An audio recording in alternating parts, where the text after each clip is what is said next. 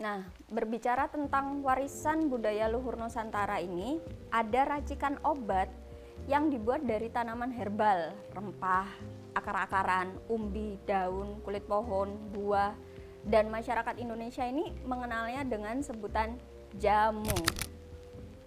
Nah, jamu ini dikenal secara luas oleh masyarakat sebagai obat tradisional. Dan ini diwariskan secara turun-temurun, baik itu secara lisan dan juga dimuat dalam berbagai manuskrip kuno. Di Indonesia, salah satu perusahaan jamu yang melegenda adalah Jamu Jawa Asli Cap Potret Nyonya Menir. Tapi siapa sangka sebenarnya perusahaan jamu raksasa yang terkenal dengan tagline-nya berdiri sejak tahun 1919 adalah usaha jamu yang tumbuh di tengah keterbatasan kehidupan keluarga Nyonya Menir. Saya Samantha, kembali lagi di Jas Merah. Adalah pertama-tama dan pada tahap utamanya membangun jiwa bangsa.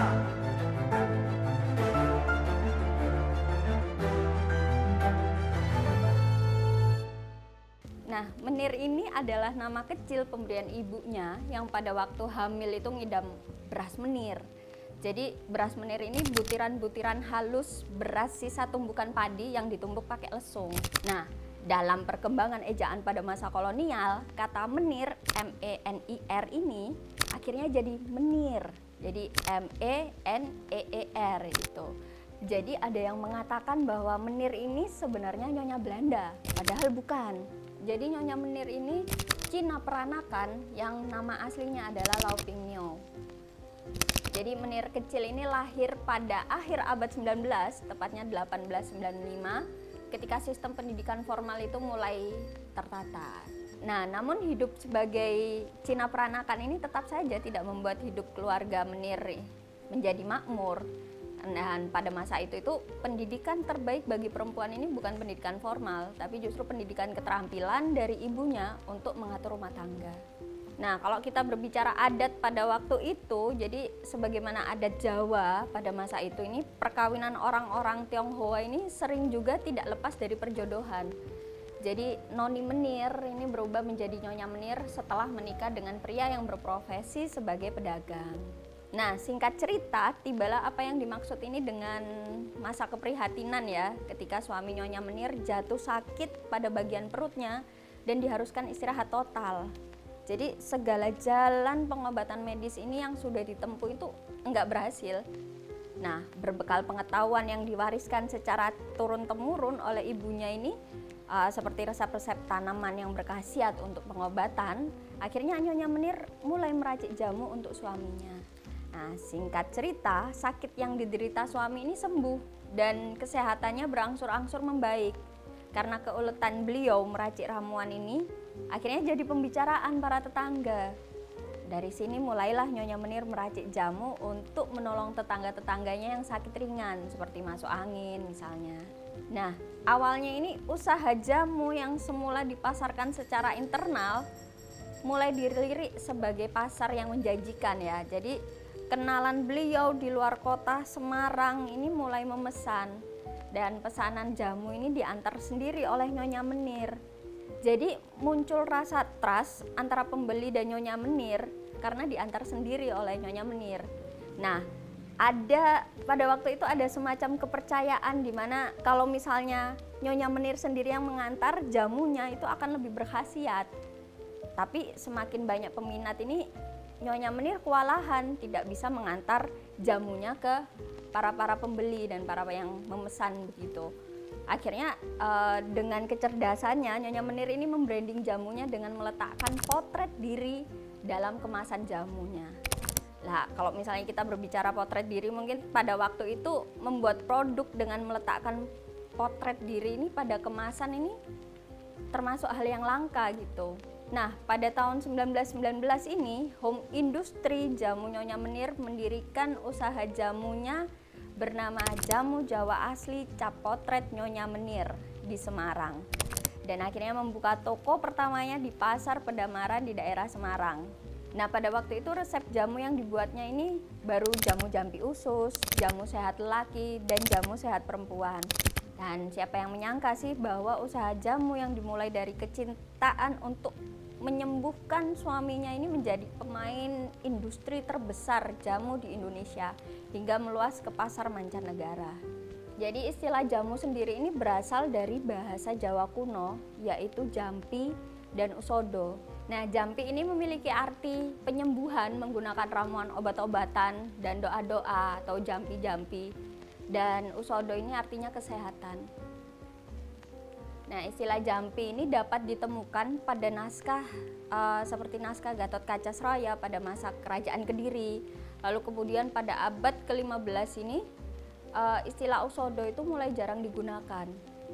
Dan pada masa Kerajaan Mataram ini putri-putri keraton ini juga meminum ramuan jamu untuk menjaga kesehatannya dan kecantikannya agar terlihat awet muda. Kalau kita berbicara sejarahnya, memang hingga saat ini belum dapat dipastikan sejak kapan sebenarnya jamu ini dikenal masyarakat luas.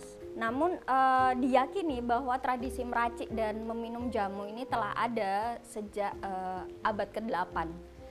Jadi kegiatan meracik dan meminum jamu ini terabadikan dalam relief-relief candi misalnya di Borobudur, Candi Prambanan, Candi Suko, dan Candi Penataran.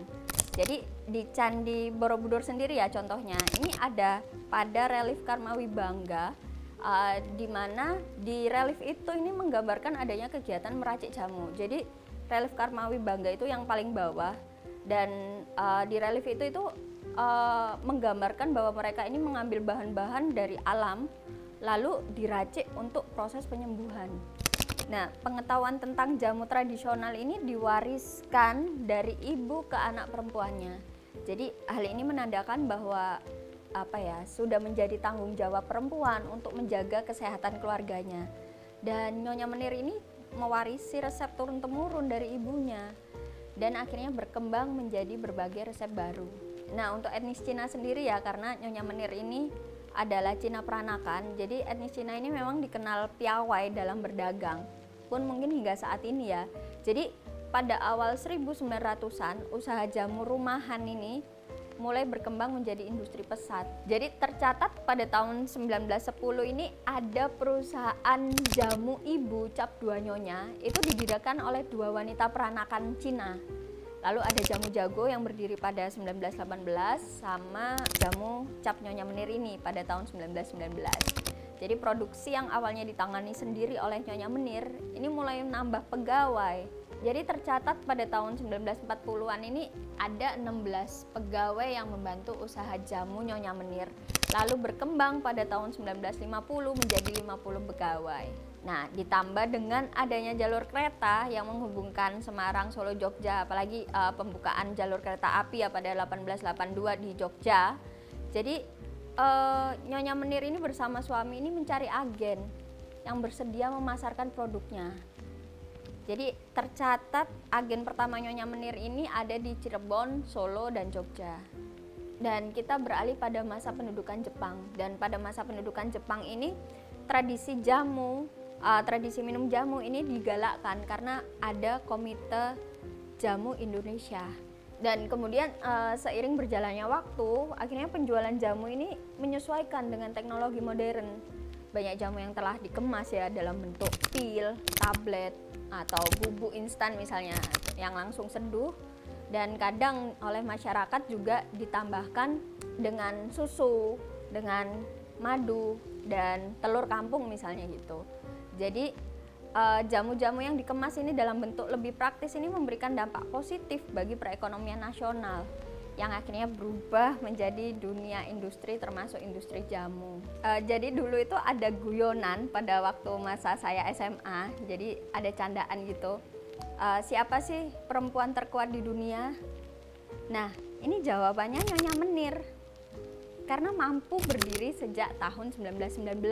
Jadi nyatanya candaan ini tidak hanya sekedar beliau mampu berdiri paling lama gitu sejak 1919, tapi usaha jamu yang dirintis sejak 1919 ini nyatanya mampu bertahan hingga ratusan tahun loh.